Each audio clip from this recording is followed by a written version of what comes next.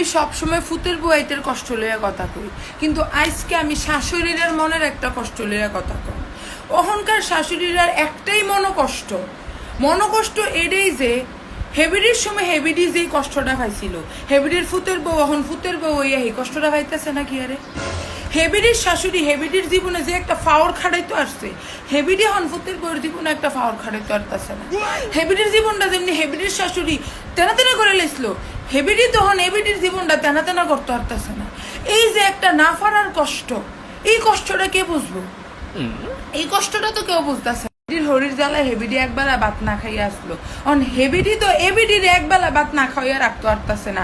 এই যে একটা মনের কষ্ট, হেবিডি না ফুতের বউ হইয়া ফাটছে, না হন হরি হইয়া ফাটতাছে, হেবিডির মনে যে একটা ফাত্তর, এই বউয়ের ফাত্তরটাকে সরাইবো, এই কষ্টটা তো কেউ লয়ে কথা হইতেছেন না।